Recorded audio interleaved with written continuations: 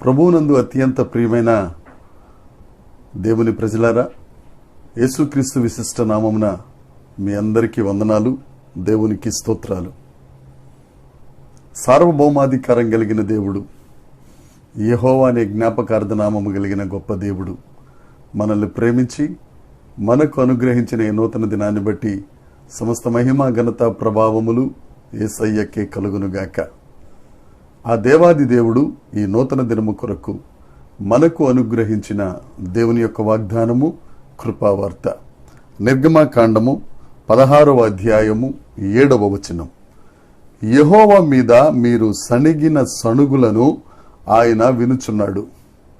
ఉదయమున మీరు యెహోవా మహిమను చూచెదరు. దేవునికి స్తోత్రం కలుగునుగాక, దేవునికి మహిమ కలుగునుగాక. ప్రభువునందు అత్యంత ప్రియమైన వారలారా, దేవుని ప్రజలారా, ఉదయమున మీరు దేవుని మహిమను చూచెదరు. దేవుడు మనకు అనుగ్రహించిన వాగ్దానం. ఇశ్రాయేలు ప్రజలు ఐగుప్తు దేశంలో 430 సంవత్సరములు బానిస జీవితాన్ని గడుపుతున్నప్పుడు వారిని ఐగుప్తు నుండి బయటకు తీసుకొచ్చి వాగ్దాన దేశమునకు తీసుకువెళ్ళాలి అన్న దేవుని ప్రణాళిక చొప్పున దేవుడు మోషేను ఏర్పాటు చేసుకుని మోషేను ఫరో దగ్గరికి పంపించి వారందరినీ దేవుడు తన బాహుబలము చేత విడిపించి ఎర్ర సముద్రమును దాటిన తరువాత వారు దేవుని మీద సణుక్కున్నారు. 40 సంవత్సరాలు 30 లక్షల మంది పగలు ఎండ దెబ్బైనా రాత్రి వెన్నెల దెబ్బైనా తగులకుండా రాత్రిలో ఆయన అగ్నిస్తంభమై పగలు మేఘస్తంభమై వారిని నడిపించుచుండగా వారు ఆహారం కొరకు దేవుని మీద సణుక్కున్నారు. అప్పుడు దేవుడు మోషేకు ఇచ్చిన మాట, ఉదయాన్న మీరు మహిమను చూస్తారు. వారు ఆకలి తీరినట్లుగా ఆకాశము నుండి దేవదూతల ఆహారమును వారి కొరకు నేను కురిపిస్తాను అని దేవుడు వాగ్దానం చేసి 30 సంవత్సరాలు వారు ప్రయాణం చేసిన 40 సంవత్సరాలు దేవుని కృపను బట్టి దేవుడు వారికి మన్నాను కురిపిస్తానే ఉన్నారు. వారి ఆకలి తీర్చుకుంటానే ఉన్నారు. అయినా కానీ అప్పుడప్పుడల్లా వారు దేవుని మీద తిరుగుబడి, మేము కొత్తిమీర తిన్నాము, కేకరకాయలు తిన్నాం, కాకరకాయలు తిన్నాం, మేము అక్కడికి వెళ్ళిపోతాం, మా కొండల దగ్గర మేము కూర్చుని భోజనం చేసిన పరిస్థితి మేము కోల్పోయామే అని మోషే మీద అహరోను మీద వారు సణుక్కున్నారు. అయితే దేవుడి దినాన మనతో మాట్లాడుతున్నమాట, ఉదయమున దేవుని మహిమను చూస్తారు. నువ్వు ఏదైతే లేక బాధపడుతున్నావో, ఏ లేమితో అయితే నువ్వు ఉన్నావో, ఏ కష్టంలో అయితే నువ్వు ఉన్నావో, ఏ ఇబ్బందులు పడుతూ ఉన్నావో, దేవుడు నీతోనే సెలవిస్తున్నాడు, ఉదయమున దేవుని మహిమను నువ్వు చూస్తావు. వారు సణుక్కున్నారు. మనం సణుక్కు అక్కర్లేదు, దేవుణ్ణి నమ్ముకుంటే చాలు.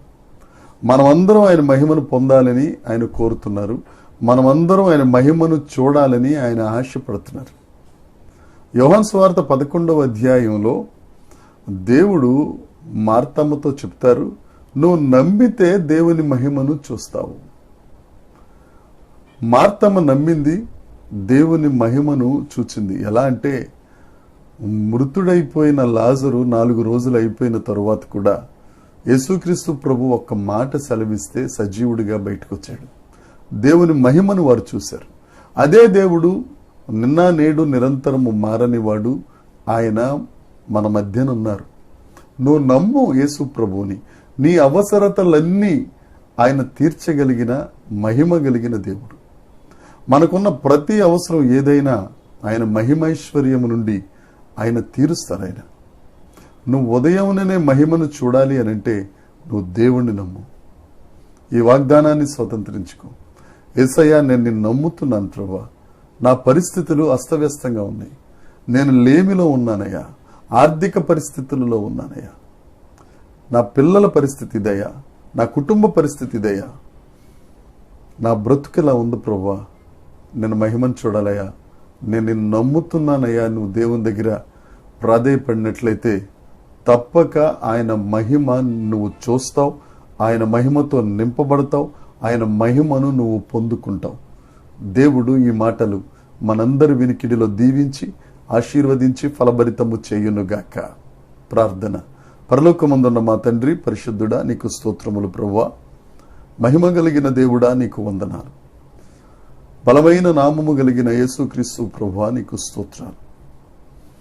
ఉదయముననే మేము మహిమ చూడగలుగునట్లు మా మనసు నీ మీద నిలిపి నిన్ను నమ్ముకొనిన ఎడల మహిమ చూపే కార్యాలు చేసే గొప్ప దేవుడు. ఆశ్చర్య కార్యాలు చేస్తారు, అద్భుత కార్యాలు చేస్తారు. మా చెవులు గింగురుమనే గొప్ప కార్యములు చేసే గొప్ప దేవా, మేమందరూ నిన్ను నమ్ముకుంటున్నావయ్యా. మా భారం యావత్తు నీ మీద మోపుతున్నాం. నీ వాగ్దానాన్ని నమ్ముతున్నాం దేవా. నీ మహిమను చూడగలుగుటకు, నీ మహిమతో నింపబడగలుగుటకు, నీ మహిమను పొందుకొనగలుగుటకు సహాయం చేసి మీరే మహిమ పొందుమని మా ప్రభువును మా రక్షకుడైన యేసుక్రీస్తు నామమున ప్రార్థించి అడిగి వేడుకొనుచున్నాము తండ్రి. ఆమేన్. దేవుని కృప మనందరికీ తోడై ఉండునుగాక. ఆమేన్, ఆమేన్, ఆమేన్.